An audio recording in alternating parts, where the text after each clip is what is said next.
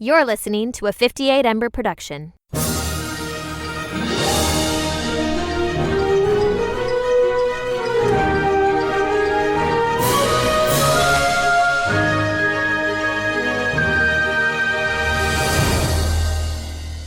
Welcome to Sky Talkers. Here are your hosts, Charlotte and Caitlin. Hello, and welcome to Sky Talkers. I'm your host, Charlotte. Hey, everyone. I'm your other host, Caitlin, and welcome to this week's episode where we're talking all about Skeleton Crew Episode 3, aka a very interesting as an astrogation problem. These titles, we have to talk about this. Talk about the I'm titles. just going to put a pin on this for 10 minutes, but we obviously this is this is an episode that we're recording in real time, so it's December 10th. But Caitlin and I actually saw this episode a couple weeks ago as part of our screeners, and we wanted to wait to see like what the vibe was, if we got some things completely wrong that we needed to see if we needed to talk about episode 1. We kind of did, because obviously if you listen to episode 1 and 2, our discussion with that, like we said, we sort of we're recording that in isolation with no fan conversations or anything around the show. So now we've had that. So that's why we wanted to wait to record episode 3.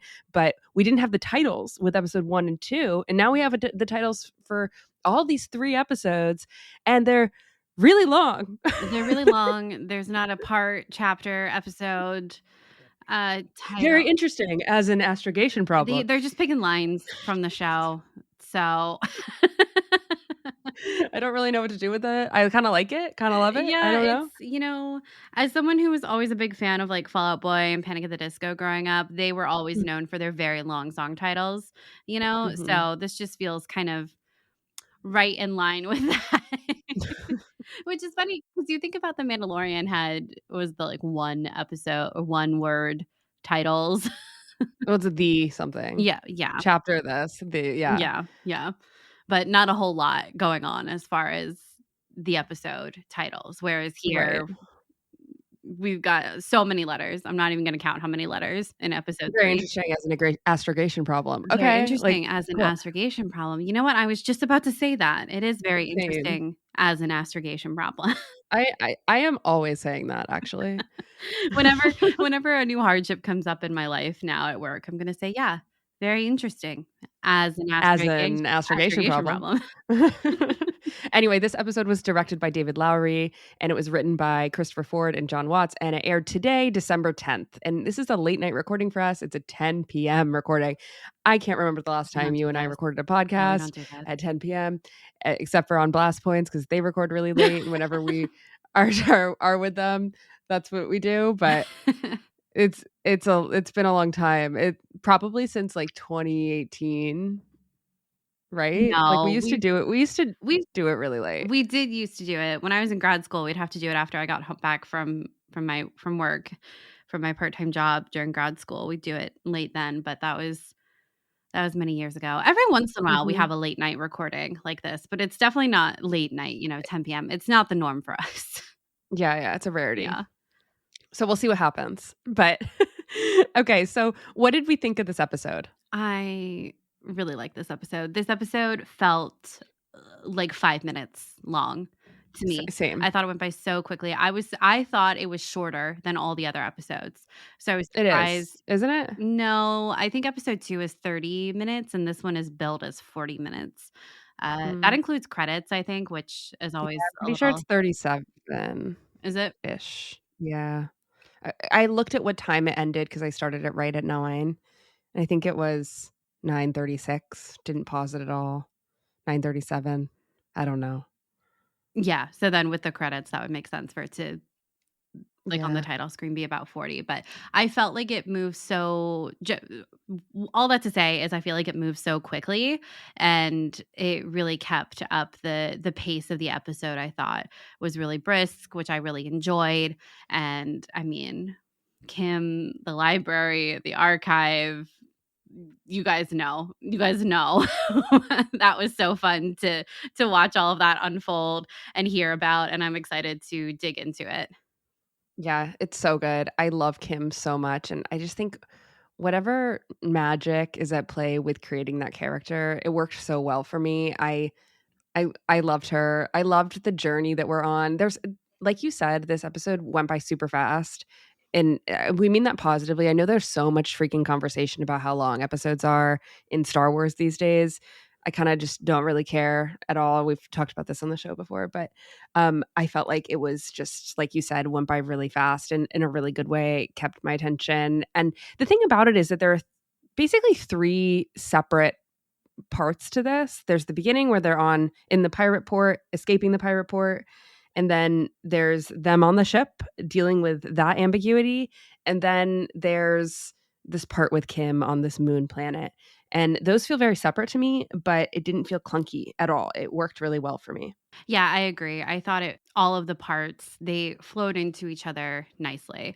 So, but the one part that does kind of stand out is the very beginning, which is when we go back to At Attin and we are with all the parents and they are at Fern's house with her mom, Farah. I think we've got to talk about the mural, which we spent Yes. a lot of time talking about in our last episode. And it is definitely not the original trilogy crew, which makes sense now that we live in a world post episode 1 and 2 out in the whole world. Yeah.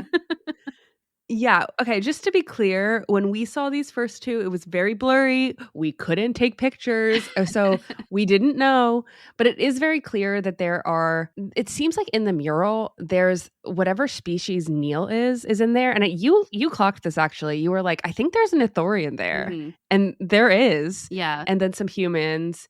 But the mural itself being there and as a centerpiece as we start this first episode, it really reminded me of like a Soviet mural. Mhm. And there's something that later, when Kh'ymm unfolds the scrolls about the hidden planets and the jewels of the Old Republic, what's on the bottom of that scroll is very similar to this mural. And I thought that was really interesting. I don't really have anything else beyond that, but we'll learn more obviously about this because now this is the second time they've shown this and it does seem to be important. But I find something kind of interesting about the fact that the aliens that are on the mural here are the aliens that we've seen around in school on At Attin. And then when in the previous episodes, when I think it's Wim and Neil who comment on the fact that there's so many aliens around when they're at the at the spaceport, meaning that they don't have that much diversification of species on At Attin. And so it's curious to me that the species that Neil is on the mural, it's like a founding species. I don't know. It's just kind of interesting to me. If there's not people coming and going, then whenever At Attin was closed off to the rest of the galaxy, whoever was there, and whoever was not. It's kind of giving Noah's Ark, like these animals were on, these animals were not, like the different different creatures, like humans were there, Neil's species were there, the Ithorians were there, but like Brutus was not, you know what I mean? Totally. And it's just so interesting to me. And I think that we learn through this conversation where all the parents are gathered, we find out that the planet just is not going to go looking for them. It's kind of a lost cause at this point. As said by the droid, even though the parents are obviously all really mad. Yeah, I think that, I think we talked a little bit about this in the first episode, but about if there's anyone on At Attin who knows the truth, and is it the supervisor? And I think I had said that the supervisor definitely kind of gave me a Wizard of Oz, man behind the curtain kind of vibe. And I still am really kind of holding on to that idea at this point, especially based off the conversation that the parents have with the droids. We have some clues. Wendell asks, is the supervisor going to contact the Republic for help? The droid responds, because the starship is outside the barrier, the supervisor is unable to risk any contact. And they also say that contact outside the barrier is forbidden.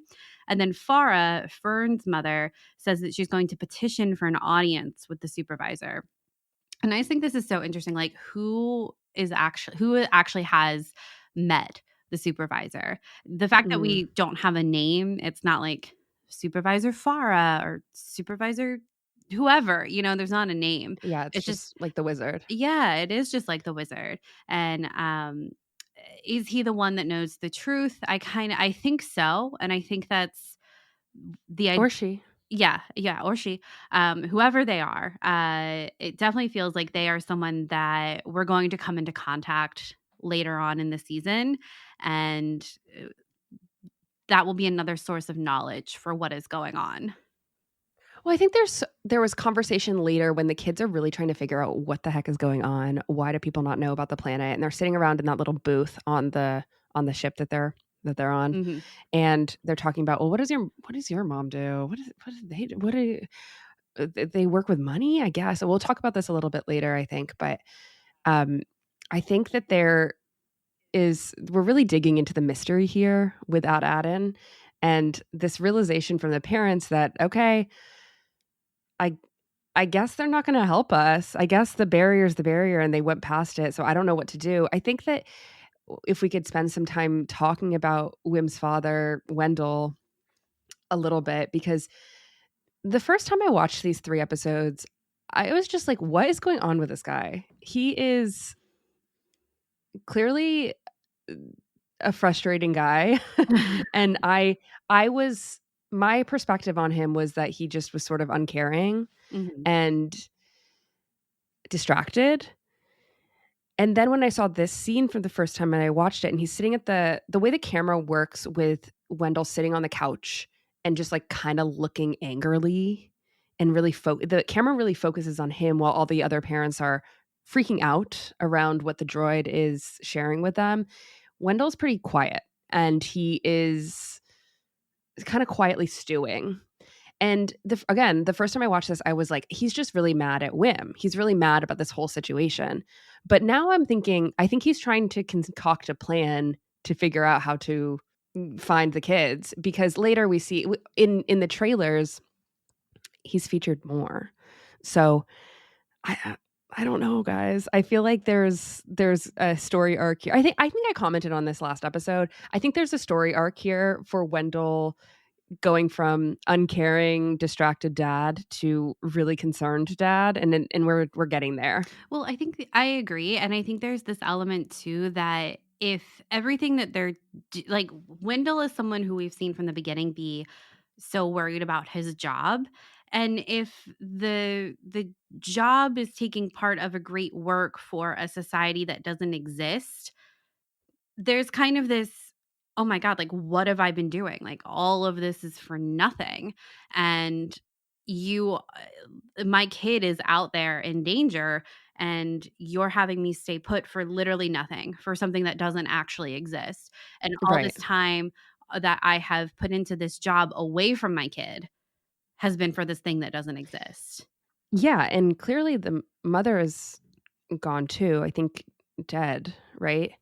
And I think that there's a loss there already. Mhm, So I'm sure there is a sense of like you said, what is this all for then? mhm. Yeah. I've lost my wife. I've lost my son, and what, I'm gonna just sit here? Yeah.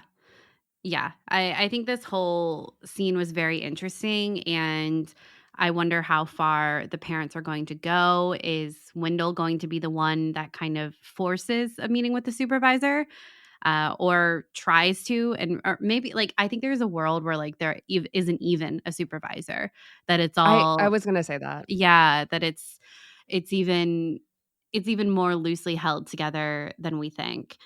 I By simply a story. Yeah, like our story reader, our reader Mhm. at the beginning.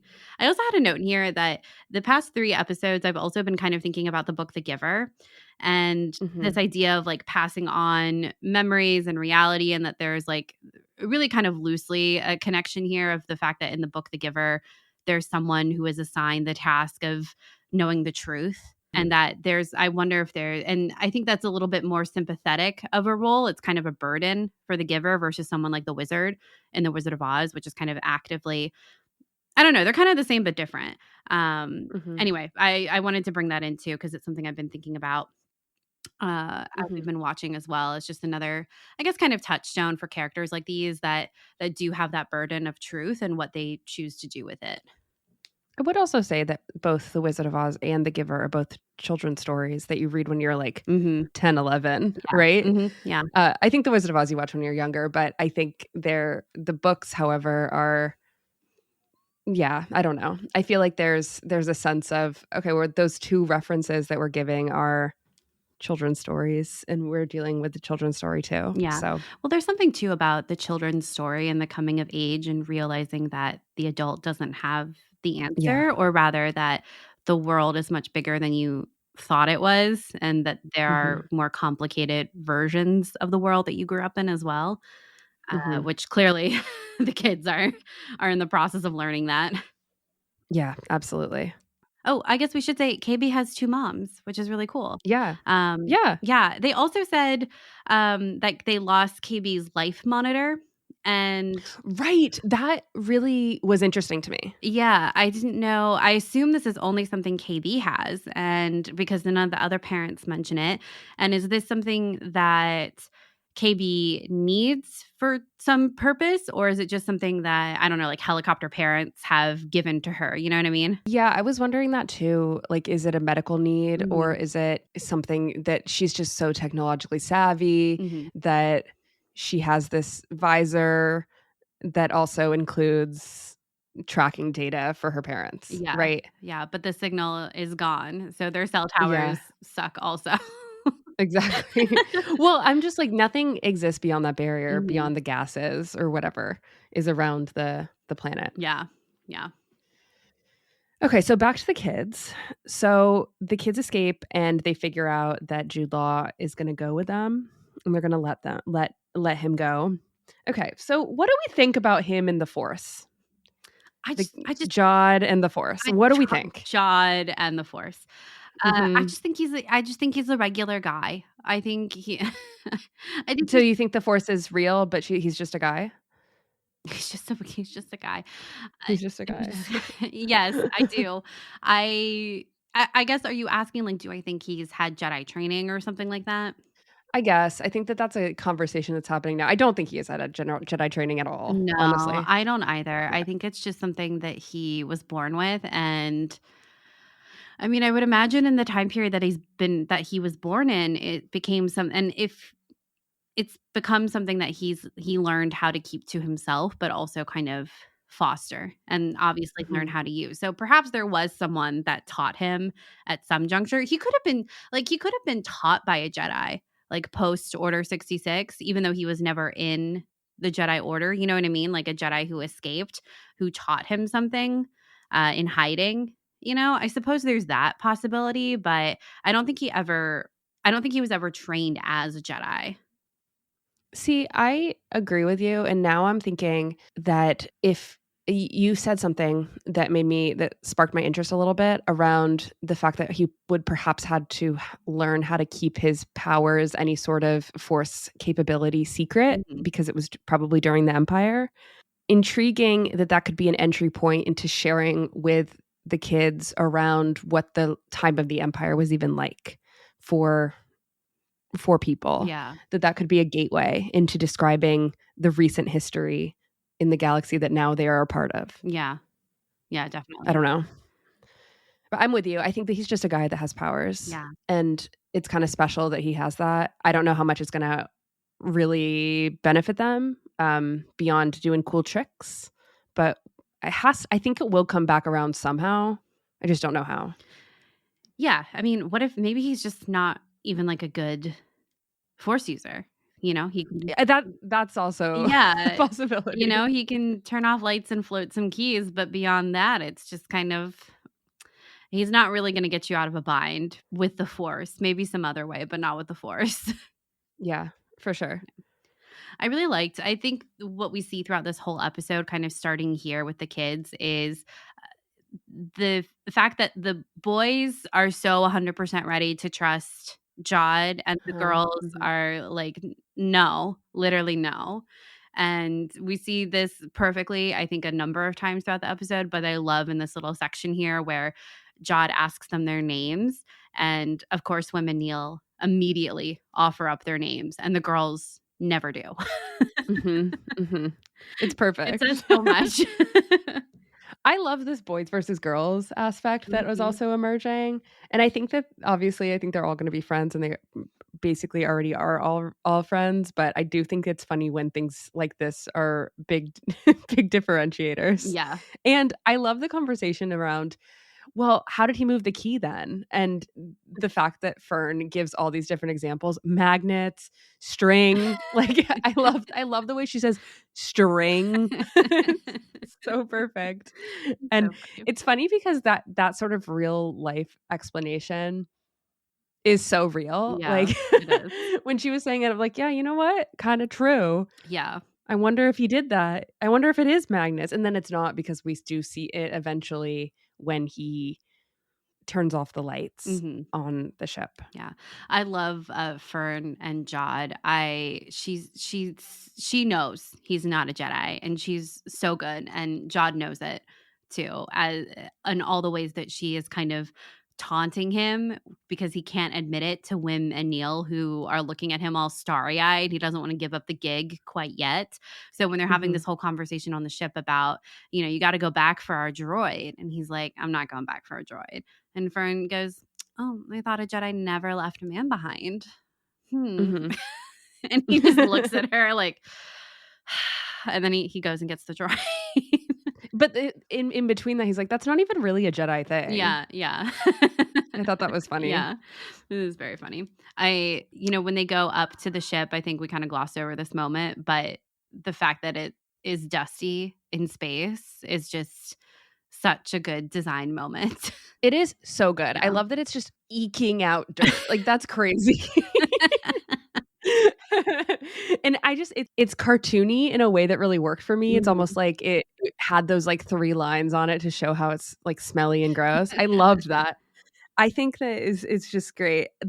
Another thing that I really liked about the scene before we move on is right before this, when they're escaping and they choose to go through the crowd, which, by the way, that choice between uncrowded versus crowded, that fork in the road, and then they choose to go into the crowded space versus the empty space. I feel like that will come back around as a learning point for the kids later. Yeah. I really feel like then they're going to choose I don't know. Yeah. We're just going to I think we're going to be met with that decision, that fork in the road again, and we'll see where that goes. But I love when Neil gets a little anxious in the crowd and turns around and freaks out a little bit. And then Jod comes back to get him and kind of steers him out there. It was He's so just like cute. the way It was he so he looks up with his like big eyes. He's like so His scared. eyes So are so cute. big. I know. They are so big. They are huge eyes. They really are. The thing about the dirty ship is that later on, when they're all sleeping, and they've all got these blankets, I'm just envisioning all the dirt The dust on that those comes out when those they blankets. unfurl the blanket. Yeah. I'm like, I hope Smee SM33 ran them through a fresher or, a washer real fast. He definitely did not. I don't There's know. no way. Maybe he did. Maybe he did. I don't know. Because I'm going to be honest, it's jumping ahead, but I thought all their beds looked really comfy aside from thinking about the dirt. I think about all of our other kids like Omega and Grogu and how their sleeping accommodations don't look as comfy as the Right. kids. Not a hammock to be found. I mean, Fern had a whole pillow, and I feel like I've never seen Grogu with a pillow, or Omega for that matter. So I'm finding the sets being accommodated for kids and like the kids' living space. I feel like it's working for me.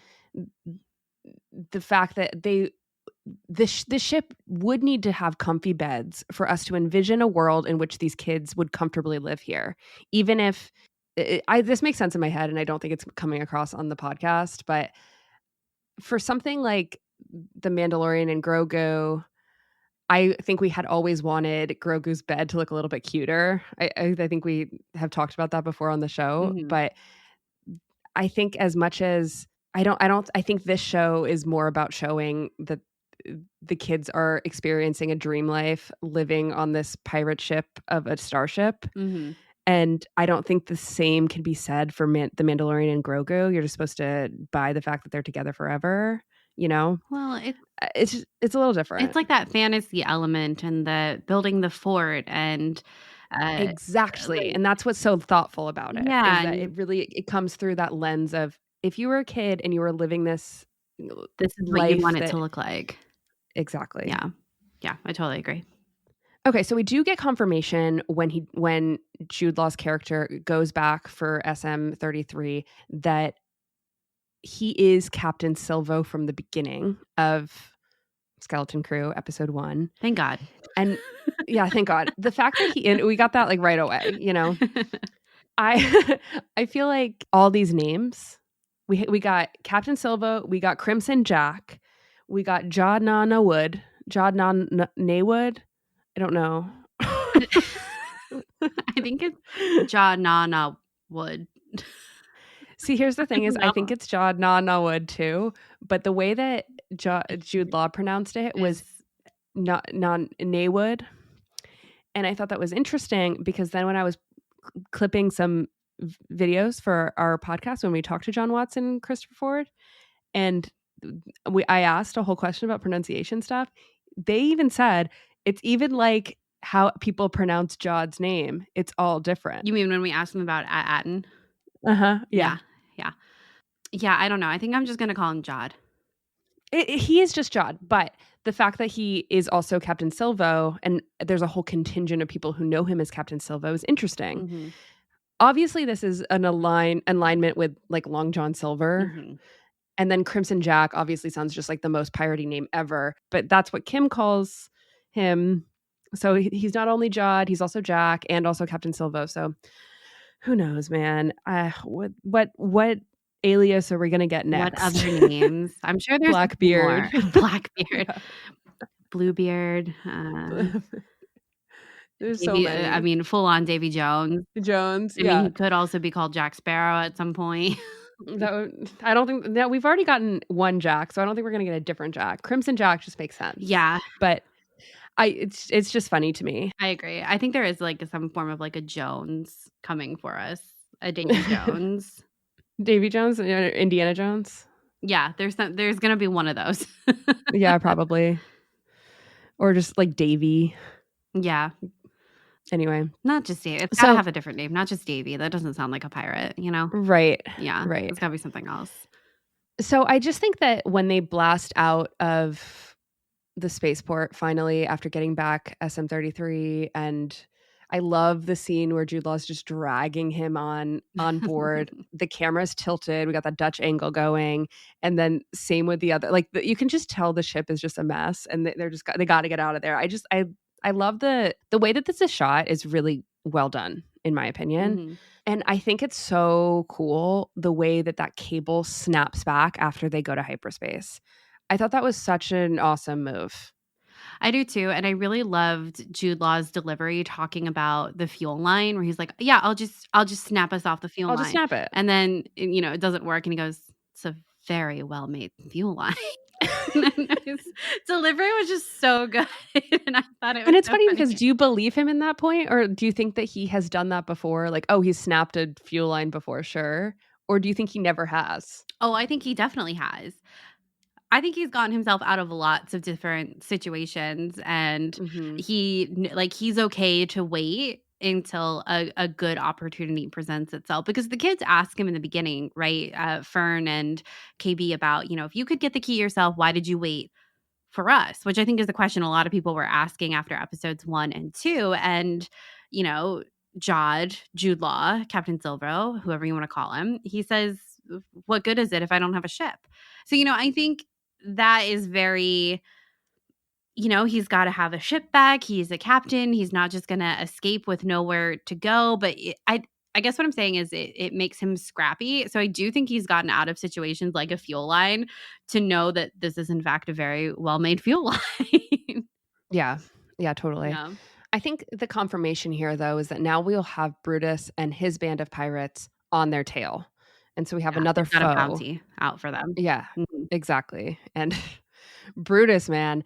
Brutus, what does he say? I want their hide and those pups. I like it.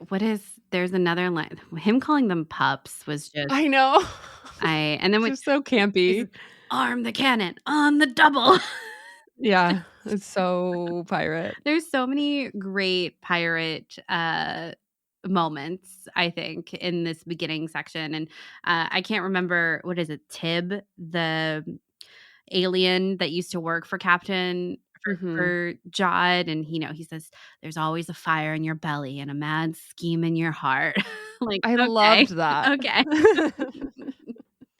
It's so good. Yeah, it is. I think another one I loved is the upcoming scene when Jod is exploring the ship and trying on the pirate clothes. He takes the dagger from the skeleton pirate and looks at it really closely and then puts it away for safekeeping later.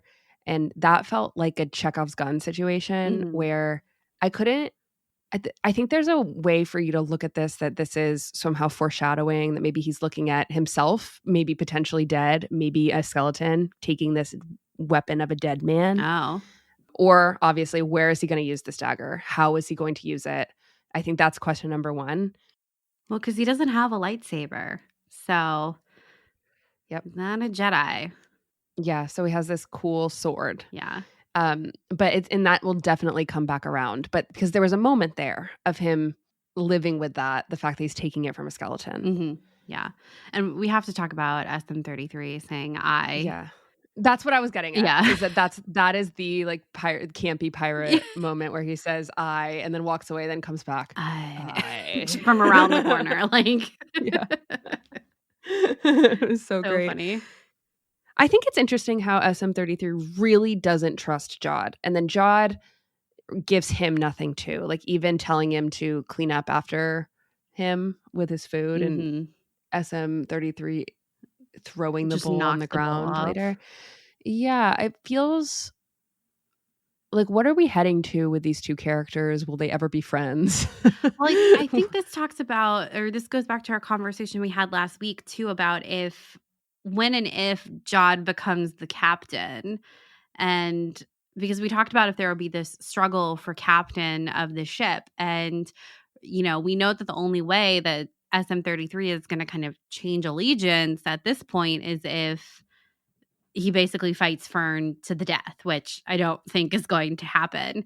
But it will be interesting to see if, I don't know, like if by the end the kids all return to the planet and, now they're going to give the ship to Jod and Fern like tells SM-33 that, he's now your captain or something like that. And that's finally the moment where he's like, all right, I guess so. Or something like that.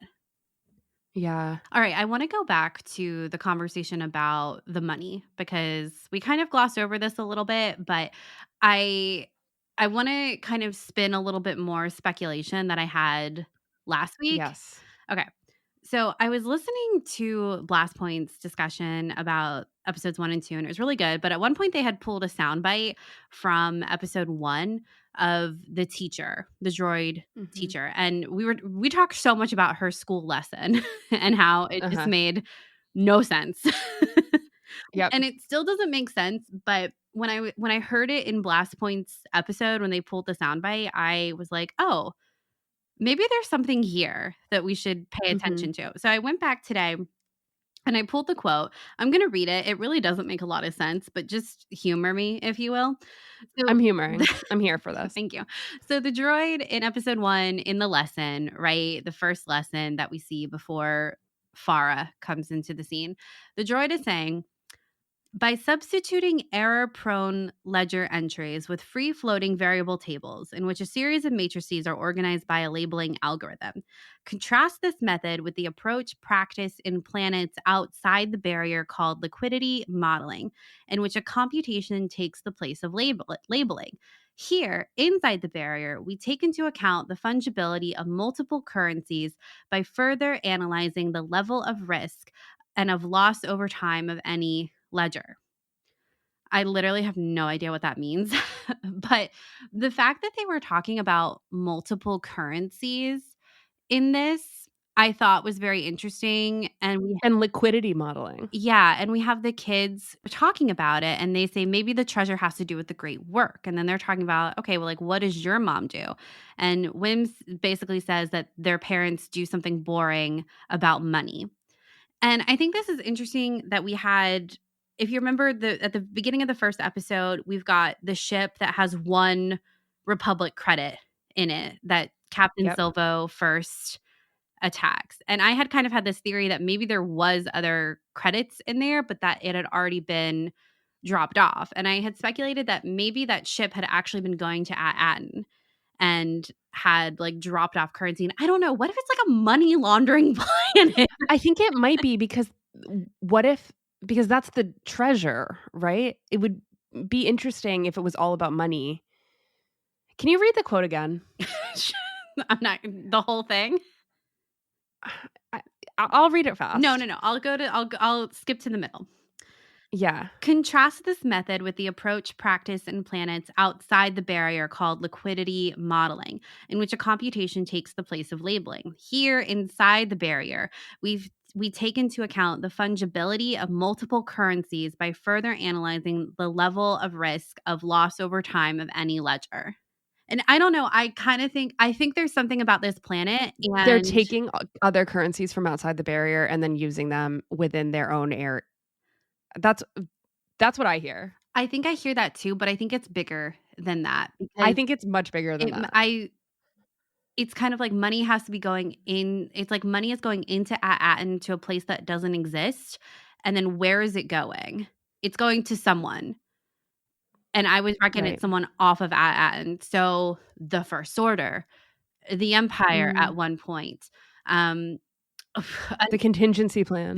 Literally the contingency plan. Mm-hmm. And if you don't know, just to keep bringing you up to speed, the contingency plan is Palpatine's whole thing after his death in the Empire to come back later, as we see in The Rise of Skywalker, with all of those ships on Exegol. So then you have this whole planet. If everyone's job is somehow revolving around analyzing money, I don't know. It's kind of like and they think that they're doing it for the Republic, but the Republic doesn't exist anymore. So maybe Oh wait, just to pause. Do you think that they know that they think they're doing it for the Republic? I don't think they think that. Oh, I think they think they're doing it for the Republic. Where are you getting that information? I think a couple of quotes. They've talked about this part of the great work back in the old Republic. I don't know if they think that they're part of something larger. I think that they think that's just it. The suburbia, the barrier, things outside the barrier are no worry to them. No, what they do is for their place. No, because so Farah in the classroom, she says, once you're assigned a career path, you'll become part of our plan and At Attin's contribution to the great work, keeping the Republic peaceful and strong. So I think they are doing something for the Republic. And so that brings us back to the beginning of the episode and Wendell being like, what do you mean you can't contact the Republic? Like, aren't you going to ask them for help? Our kids have gone outside the barrier. They're not supposed to go outside the barrier. Why isn't the supervisor going to ask the Republic for help? And I think that will also mess with Wendell of eventually it's like, there is no Republic. There is no help. There is no help. There's no Republic. There's no... Well, there is a Republic. There is a Republic. No, there isn't. But not right now. Yes, there is. There's the New Republic. That's not that's not the Republic that they think exists. Agreed. there is no Republic.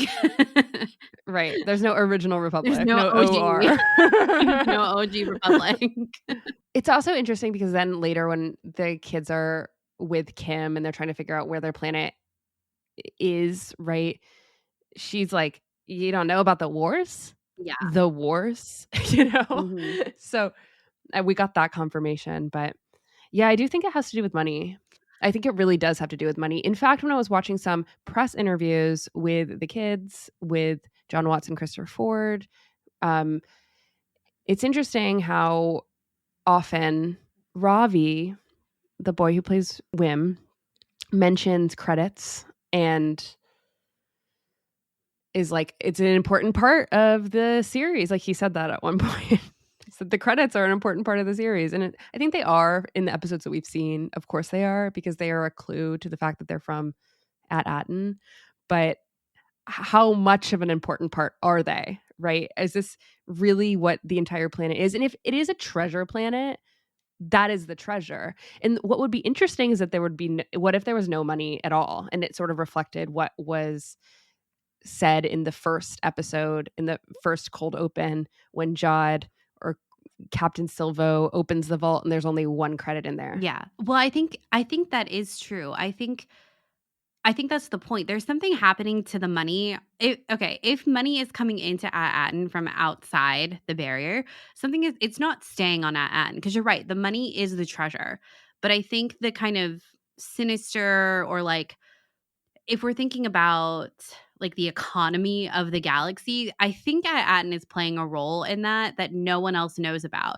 So someone is using At Attin as, like I said, kind of like a money laundering planet. So the Yeah. money isn't actually staying on there. It's going out, because I think there's something in some of these episodes that for some reason makes me think there are transports that have come and gone from At Attin. I can't remember what it is exactly, but like no one can leave At Attin, but things have come to At Attin, if that makes sense.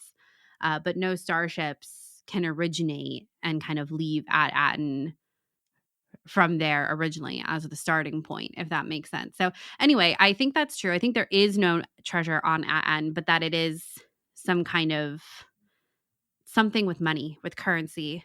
A secret vault. Yeah, a secret vault that it's shipping money somewhere else as well. Mm-hmm.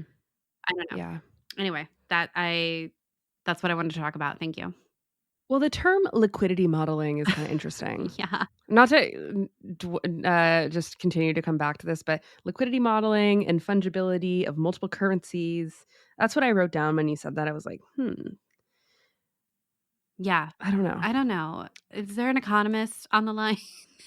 Well, it just sounds fake. All of that sounds very fake. Yeah. Even though I know it's not, because I think that all those terms are real. And we know what fungibility means. Like, we know what that means, right? But at the same time, I don't know what it means in the context of Star Wars. It's like, I mean, I don't know if I really know what the fungibility of money means. I think when we learned about NFTs, when whole thing was happening, and F stands for fungible, if you remember. Yeah. And I feel like that. So learning about that, yeah, I'm just revealing a lot about my mathematical brain, or lack thereof. So anyway, okay, let's move on a little bit, because I think that is a good theory, and I totally agree with it. And when I was watching this episode last time, I actually wrote this in the notes. I was like, this kind of feels like maybe this goes to your original theory about that empty vault. Mm-hmm. Yeah. In which there was one singular credit. Mm-hmm. Mm-hmm. So this episode really focused, I think, on KB. This was the most KB we've gotten so far. And I did notice that she is the first build child after Jude Law in this particular episode. And I think she has shown herself in this one as really, which I think we knew she was going to be, right? But both the brain and the heart, right? Yeah. It's so interesting how she's able to see through everyone, and she sees through people. And when she has all these revelations, it's always with her visor down or up, right, where we can see her face in full. And I just think that's I mentioned that last episode, and it rings true in this episode as well. Yeah, it does. I really loved this scene between her and Jod, because it really is at this point in the episode, after they've kind of had the money talk, that we really kind of focus not exclusively, but we kind of zero in on KB and her perspective more. And when Jod turns around after looking at all the other kids sleeping, which shout out to Neil snoring, oh my God. Mm-hmm. But she's just, propped up on her arm, watching him with the visor down. And she's got that tech approach, that calculating approach that she tells him about, the reality, the likelihood of him being a Jedi or someone that they can trust. And Jod says not everything in the galaxy can be calculated. Sometimes you have to trust your gut. And I do think that Jod is right here, but this trust your gut is going to be something that comes up from Kh'ymm later on in the episode that causes KB to further take more control back into the kids' hands, away from Jod.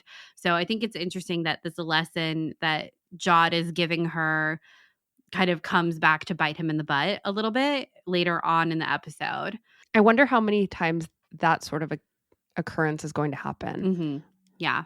Like almost what I said earlier about those, that when they were presented with those two forks in the road of the crowd versus less people. Yeah. And I said, I bet they're going to be presented with a similar occasion in the future. And then they're going to go with the crowd because that's what Jod said. And that might actually be their downfall. And they should have gone the other way. Maybe, or it's right, because Or it's right. You don't know, and that's kind of like how do we feel about Jod in this moment? yeah, because Jod has, I mean, so far he's done the right thing. He went back for the droid. He got them safely out of the port. He, um, took them to a place genuinely where he thought someone would have answers, and Kh'ymm does have answers. You know what I mean? So like, he's kind of done everything he said he's going to do so far. He's just not been super forthcoming about his Jedi Past. capabilities. Yeah. Totally. And I think that at this point they're fraternizing with the pirates, right? Like they're pirates. Yeah. So it shouldn't be that surprising. And I think you're right that there's in this episode in particular, I don't think Jod has done anything particularly wrong or shady hmm yet. He has kept his word. And I do think as KB has been the voice of reason, she was in was it this episode that she says, "We're just kids, Fern. We can't do this on our own." Earlier when they're arguing about whether or not they should accept Jod onto the ship, hmm and she has to really talk Fern down about, well, we actually do kind of need help. And it's true. They did need help. And Kh'ymm did help them. Yeah. I think. I think. I think Kh'ymm helped them. I think so too. I think that whatever KB got on the disc in order that when they jump to hyperspace, I think we're going to see wherever that was, right? I wonder if it really is at Attin or closer to At Attin. We'll find out, of course, but just how helpful that actually was. Yeah, I think it's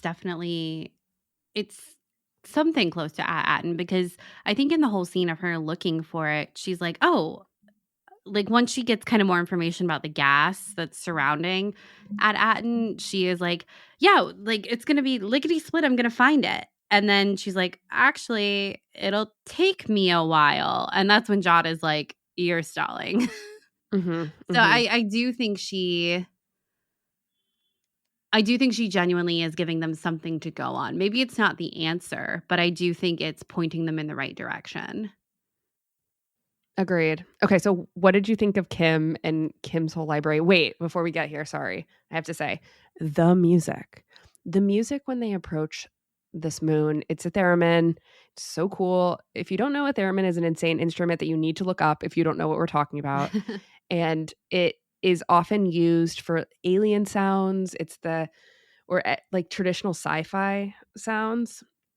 And you know what I'm talking about as if you remember the approach to this moon and how distinct the music was. It's so good. And I was so thrilled that I think this might be one of the first times it's used in Star Wars, at least in such an obvious way. Yeah, it was very good. Had a very good time with it. Yeah. But Kh'ymm and this whole moon planet just looked beautiful. I know it's just everything about it. I think it was just shot really well. And I loved the way everything looked from them landing on this moon to really walking right into Kim's library and the way that that was all set up on this turntable. And it just was so cool. And I love Kim's design. And Kh'ymm is voiced by Aaliyah Shawkat, who played Maybe in Arrested Development. I didn't know that upon first watch, and now I do. And I think that's really cool. And I love her. So this is great. Yeah, I was completely obsessed. Like, no notes.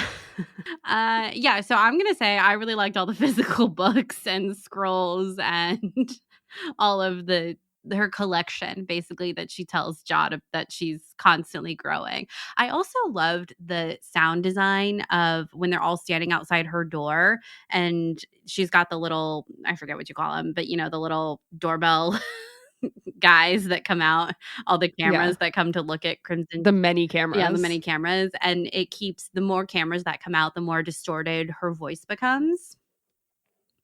And Yeah. I really liked the sound design of that because it kind of made her seem a little bit more monstrous. I think the sound design Mm, at the very end there, it was a little, I think, spooky, scary.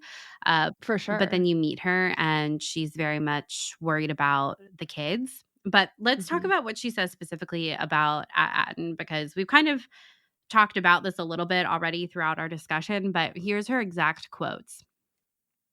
She brings out a scroll about the jewels of the Republic, and she says, "You see, your home has been purposely hidden from the rest of the galaxy. There is no map to At Attin.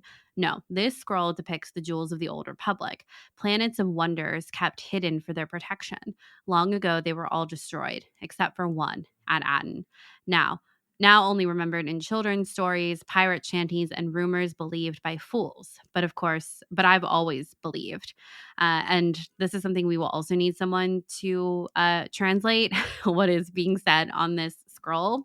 But I think you mentioned this at the top of the show, Charlotte, but this scroll and the kind of pictures at the bottom are all very reminiscent of the style of the mural in Fern's house. And I also kind of was thinking, anytime you see a drawing that's gilded in Star Wars now, I think you can't help but think of the Mortis Gods mural from Star Wars Rebels. So also throwing that out there.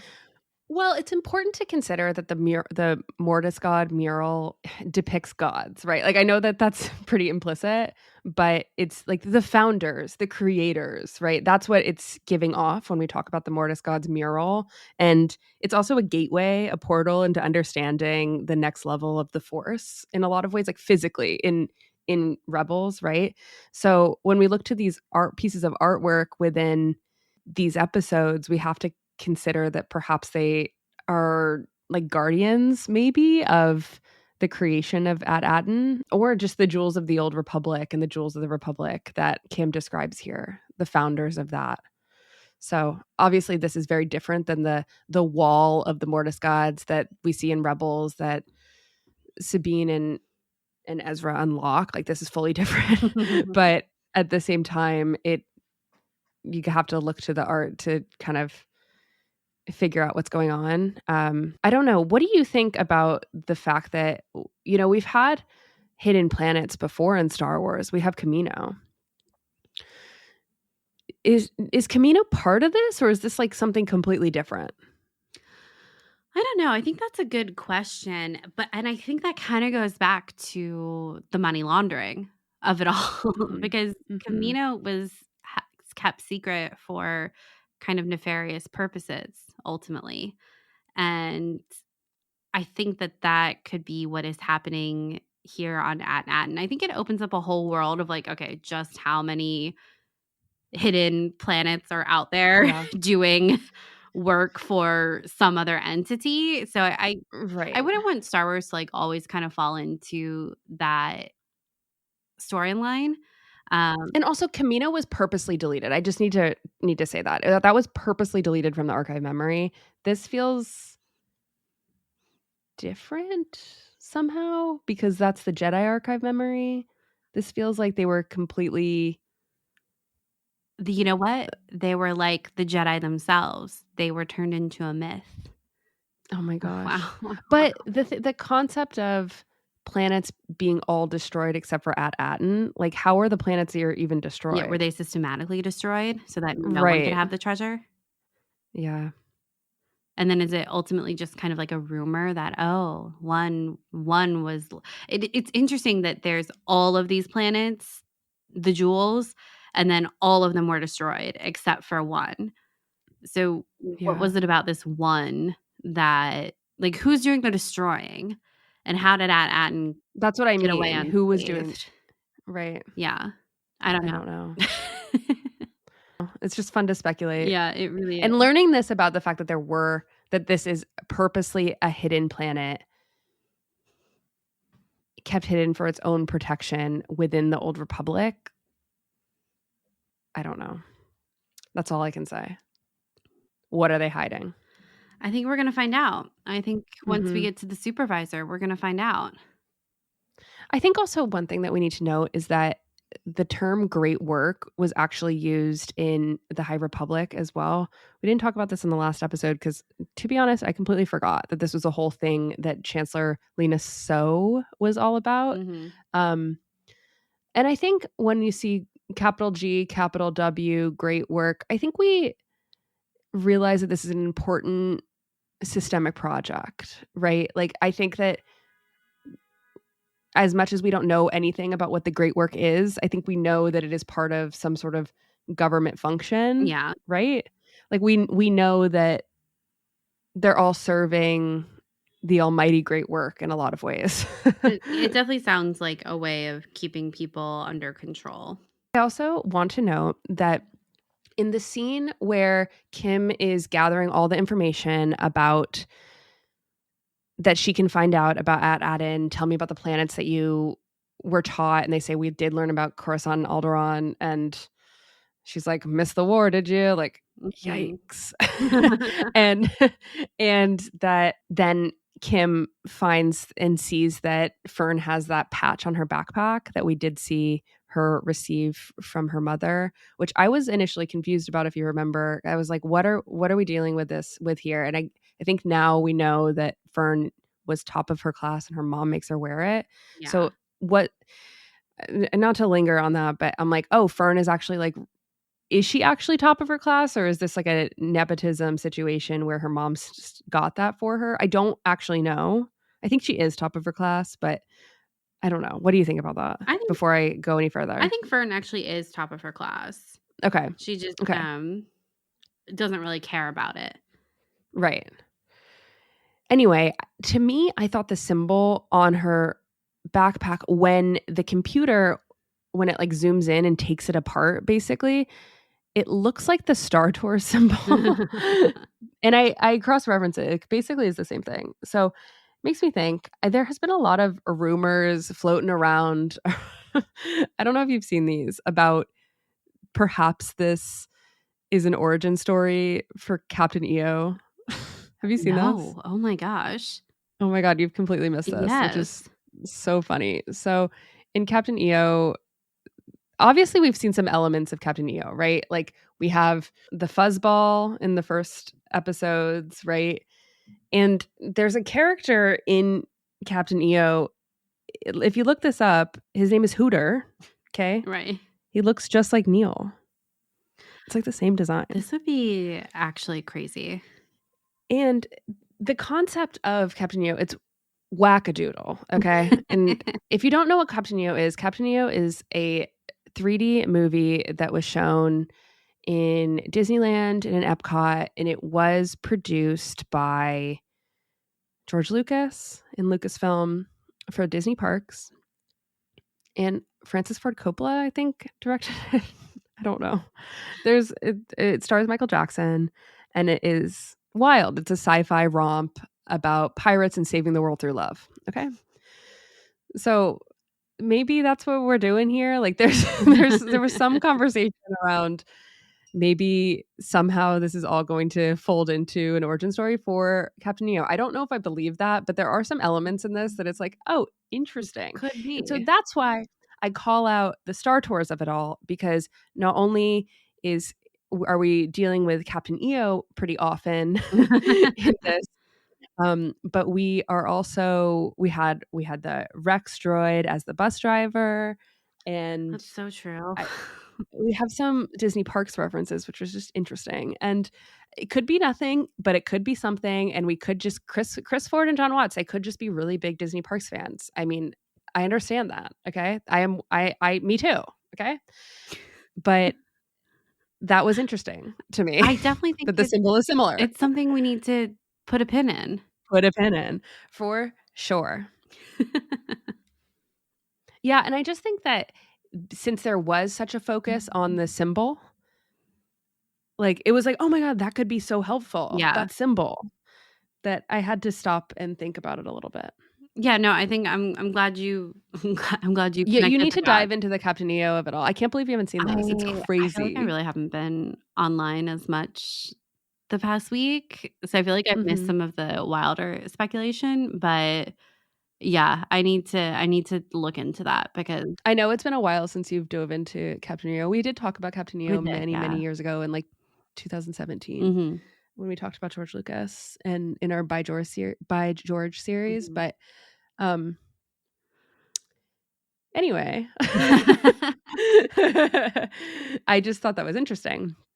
And I think this is definitely not the last time we will see Kh'ymm. I think that experience that KB had when Kh'ymm says, if you need anything, you could just call me. I think they will need some of her help in terms of navigation, and we'll get her back. I hope so, at I hope least. so too. I thought that was so funny because I was sitting there thinking, does KB even have your number? Does she even have a comm link? Does she even know where you guys are? What Wow. how is she So true. how I is just didn't think about she gonna contact you that. again? What do you mean contact me whenever you need help? You just met. Yeah. Anyway. I did love the escape with the X-Wings too. It was so exciting. It's just a reminder that Wim really does remind me of the Luke Skywalker character Oh my gosh. and just that archetype. The whole scene of Fern and Wim arguing about, the escape, and it just reminded me that these characters are actually pretty similar. I know we talked about that last week of how they have a lot of similarities actually rather than differences, and that whole scene, right, where they're escaping and Jod tells Neil to fly the ship and he tells Wim and Fur to follow him, and they're both like, why are you letting Neil drive the ship? Like, I could fly the ship. And then they're in the gunner positions or whatever, and Wim gets a shot and he's like, I got him. And Fern's like, that was my shot. They're so, I don't know. They just, Well, they're kids. They're kids. kids. They're And kids I and they loved it. fight. And I think it's so perfect. And Fern had such an evil little expression on her face at one point It was in that perfect. scene where she gets, Evil, my perfect daughter. No, she's oh amazing. no, it was perfect. Don't get me wrong, it was perfect. But she does this smirk. It was perfection. But I thought, to kind of go back a little bit to KB, I thought it was notable that the only kid that Jod doesn't tell what to do in that scene is KB. And she's the So one true. that takes them to hyperspace at the end.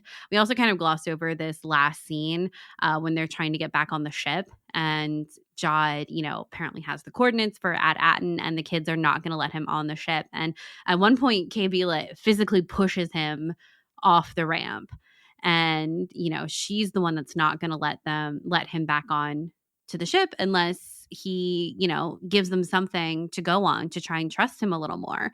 And he says, we're going to be partners, and KB is the one who insists that they are not partners. Jod works for them, and that's just how it's going to be.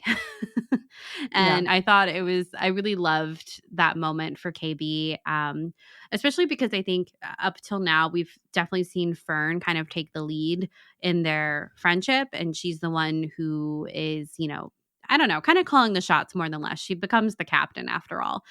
So to see KB kind of take the lead here, and Fern is right there backing her up, which I thought was great too. And Jod says he finally admits he's not a Jedi. He says, I'm just like you. I'm lost. I'm alone. And Wim, who has so much to learn about the poor galaxy, is like, how can he use the Force if he's not a Jedi?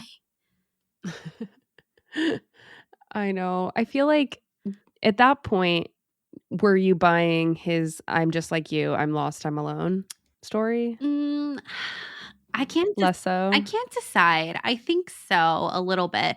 There was an interview that you had sent me actually with Jude Law, and he was talking about his relationship with the kids, and he was like, he kind of sees them as little adults, but he's also kind of Mhm. a big kid himself.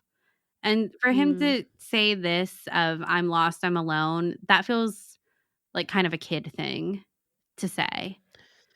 So do you think that we're going to go on do you think there's a character arc here for Jod to go from illustrious captain, scorned by his own crew, to well-respected member of his new crew, No. and also finding his, like, childhood heart or her child at heart? No, I think that Jod will ultimately return to the high seas of space, Mhm. and With a childlike wonder, though?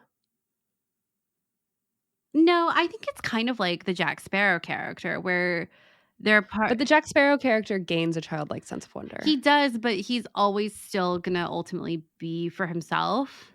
In the Mhm. end, there are moments where he's, helping other people. It's not all about him, but Mhm. ultimately, and maybe kind of similar to Peter Pan, like Jod maybe is the Peter Pan character who never grows up, who returns to Neverland, to the pirate life.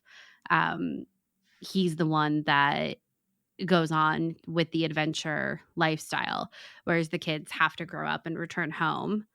Mhm. So I think they'll all come to an understanding. I think they'll all be friends or some version of that, a team at the end of it. But I think that Jod will they'll be separated at the end. Like Jod will leave with his Mhm. ship, and maybe it's just him and Smee off to find a new crew.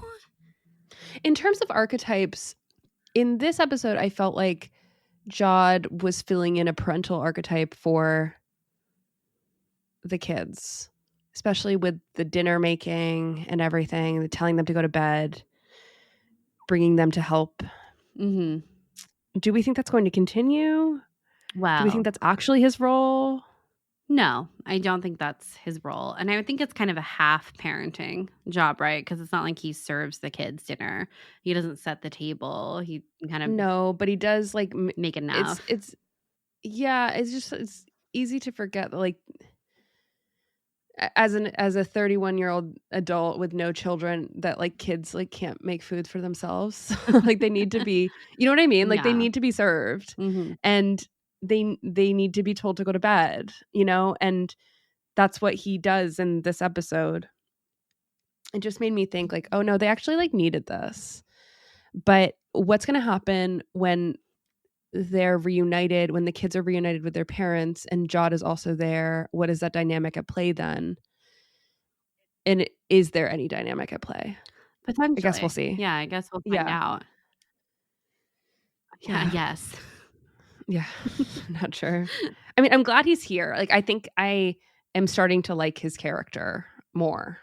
Yeah, I am too. I think we've talked at length about the weird reception of Jude Law being announced in Skeleton Crew, and the fact that Mhm. we still keep talking about him as Jude Law throughout our Well, when you discussion. have 3 separate names in one show, Oh, yeah, at he's least Jude he's Law. Jude Law. It's just I don't know. Also, Jod is like very close to To Jude. Jude. Just let's recognize that. Okay. Consider it recognized. Yeah. Yeah, I don't know. I was always kind of curious about the tone of the character, and I think we're still kind of settling into it, or just kind of really understanding what his end goal is. Is it just to have a ship? Is it to find At Attin? Is it to help the kids? Is it money? Is it money, which Is everything money? At Attin potentially has? I Yeah. think it is. Well, no, I don't think it is. I think being on the ship, right? Like that's the end goal of just to have your own ship, to be the captain. And you need money to do that. But ultimately, all of it, the money is about being able to be and stay a captain. Mm. Yeah. Power. Yeah, exactly. So last Sky Talkers episode, we talked about the Star Wars feeling around those 2 episodes and whether or not we felt like this show was reaching outside of the road that we know to be the Star Wars feeling in a good way. And we landed that we thought that was a good thing because of that genre specific vibe that this show was appealing to. Mm-hmm. With episode 3, do we still agree with that? Personally, for me, this felt more Star Wars than the other 2 episodes. And now I think with the X-Wings, Yeah. with the owl character, with the maps, with the mention of the Old Republic, with us floating through the galaxy, the familiar tone that we see with the A New Hope gunners, like in the Millennium Falcon and 1977 Star Wars, right? Like, I think all of that feels very nostalgic and familiar to us as Star Wars fans. And I think that whatever sort of nebulous feeling of, oh, this feels really different, I don't feel that as much in the 3rd episode. Well, you had said last week that once you had a better sense of what the kids knew or No. didn't know, that it would help you feel more grounded in the Star Wars feeling. And it worked. Because now I feel like I have like them even being like, we did learn about Coruscant and Alderaan. It's like, okay, thanks. That's exactly what I wanted to know. Yeah. And also us learning more about, as much as we know so little, we do know that there's a barrier, that they can't go past it, that the droids are not going to help the parents find the kids, that now they're lost forever, apparently, that planets were hidden away in the Old Republic, and they're called the Jewels of the Republic. And At Attin continues to be a storybook feature. And yeah, so now we've learned a lot of other pieces, and I feel grounded. Yeah, I agree. In the mystery I think of it all. we're still leaning so much heavier into this new aesthetic with the pirate. And I think it's still, even though we've had these elements with the X-Wings and stuff, we're still on the port, what is it? Borgo. All of the kind of dialogue Borgo. that we Wait, I just have to say, remember last week when you made fun of me for saying Borgo sounds like Tortuga, and then literally every Star Wars podcast, every Twitter everyone is like, I think everyone. Oh, it's just like Tortuga. I think everyone is reaching. And you were, yeah, I know, and you were like, no, that's not. Yeah. I see it. Don't get me wrong, I see it. I just don't think it's as strong as a connection. It's not, but it is there. I think it's both not there and there at the same time. Yeah, I think they wanted a port, and they were like, oh, we need something like Tortuga. And then they were like, let's workshop some names, and like eventually landed at Borgo. But the path there was more windy than perhaps something like totally Silvo, John Silver. Silver. It is connected. I agree. I just think it's funny because I did get roasted. I wouldn't say roasted. I was just like, I felt roasted. I felt roasted. Okay. I felt attacked. Just kidding. Not really. Okay. Well, now I feel bad. And no, bye. It's just funny. Right, a lot of people did draw the connection as well. So. It was like everywhere, I felt like, and I was sort of like, this is so funny. You're like, yes, indication. Yeah, exactly.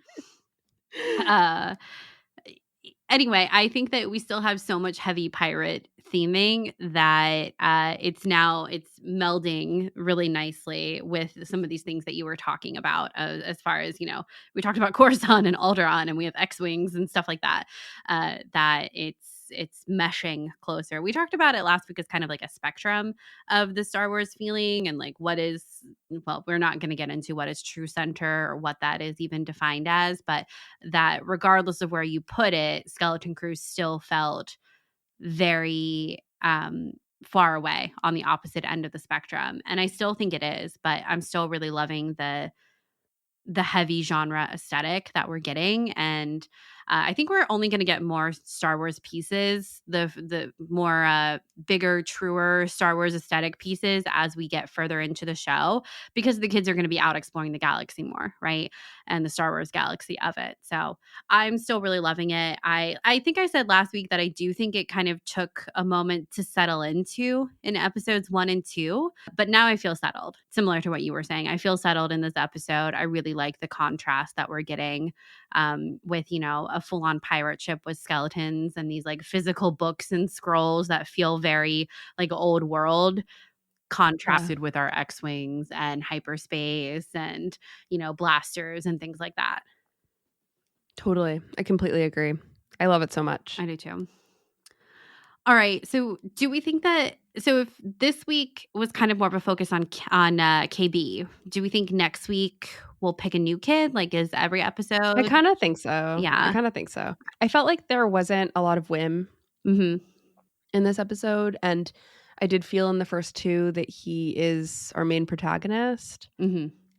So it makes me wonder if once we see Wendell actually spring into action, if we'll get some sort of parallel thoughts from Wim around that. Yeah. I also had a wild theory that I wanted to run by now that we're talking about Wim and his father, that what if Wim's mom is actually not dead?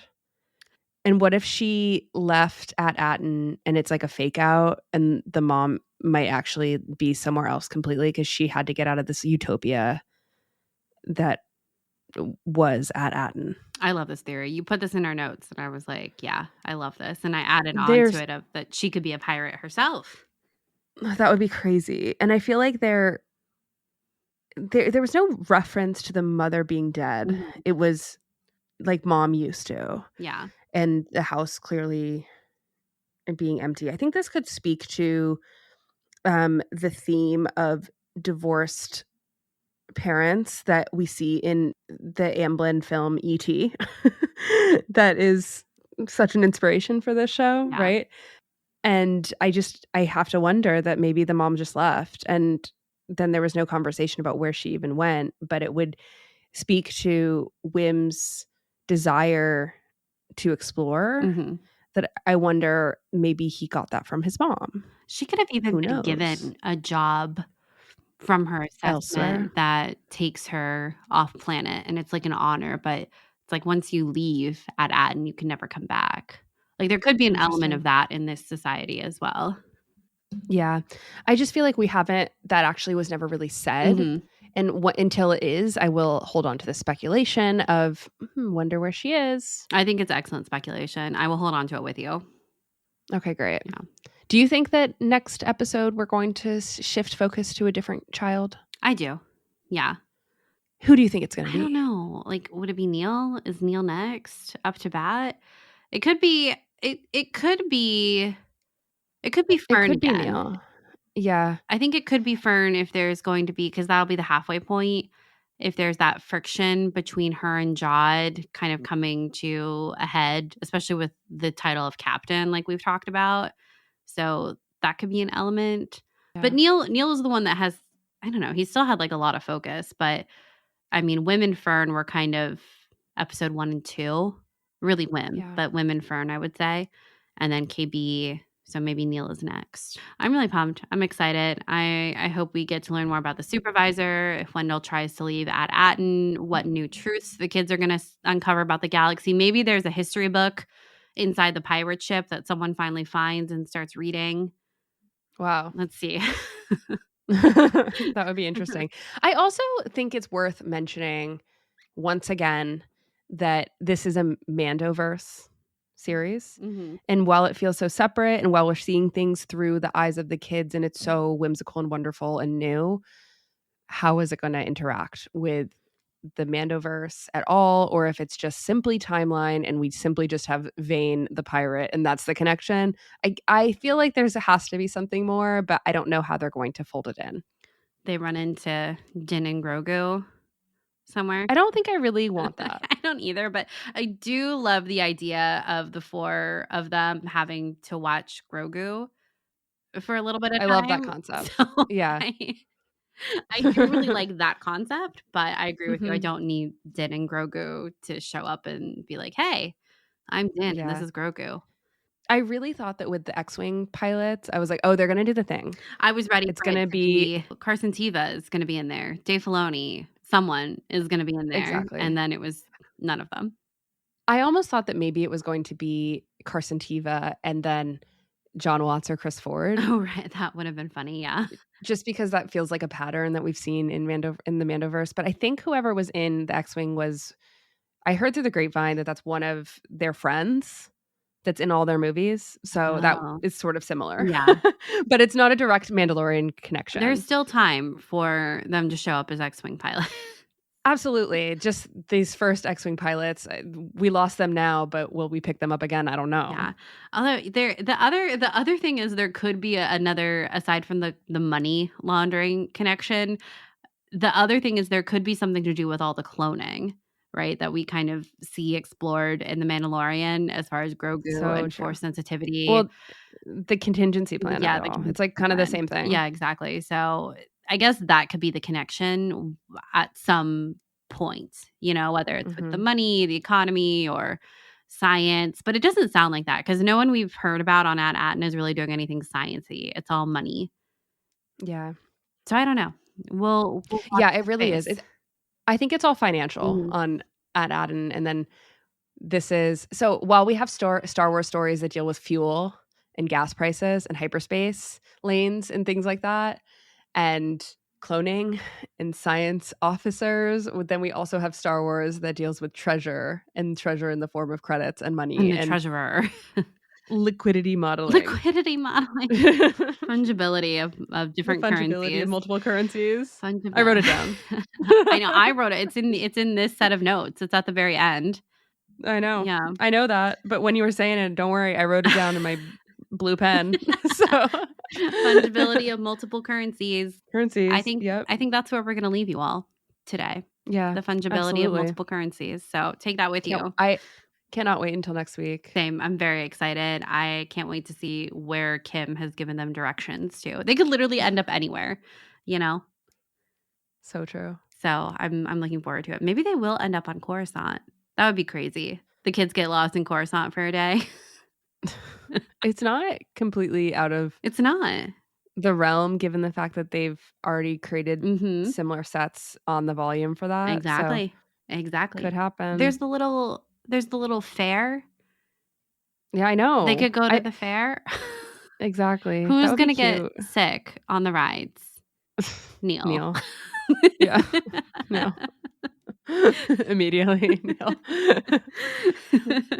Anyway, I'm very excited. I can't wait. I know you are too. But thank you guys so much for listening. We really appreciate it. And if you want to tell us what you think about the fungibility of multiple currencies and what it could or could not mean for the future of our skeleton crew, you can find us on social media on Twitter /X at SkyTalkersPod, or our personal handles. Charlotte's is at Clarity and mine is at Caitlin Plesher. We also have our website, skytalkers.com, our Instagram, TikTok, Facebook. Those are all good places to find us. And if you have a couple seconds and would like to leave us a review on Apple Podcasts or Spotify, we would really appreciate it, as it helps other people find our show. And if you're interested in other ways to support our show and how to get involved in our wonderful Discord community that talks about Skeleton Crew the second new episodes drop, you can head on over to our Patreon and check out our reward tiers there and how to get involved in our Discord. And right now on Patreon, we have a bonus episode up where we're reading through 1982's Jedi Master quiz book, which is really fun. And you can find out on our Patreon if me or Caitlin is better at trivia for Star Wars and The Empire Strikes Back. The answer may surprise you. I want to say a huge thank you to these patrons: Catherine, Phil, Greg, David, Chris, Starbors, Adam, GMO, Jenny, Olivia, Triumphant Ewok, Sindel, Emily, Maxwell, Simon, Sophia, Ali, Draconius Rex, Corey, Tadashi, JM, Kylie, Benjamin, Danyan, Emily, Maximilian, Nanami, Robin, Patty, Stephanie, Adam, Allison, and Brooke. Thank you so much for supporting us. Yes, thank you guys so much. And until next time, may the Force be with you. May the Force be with you.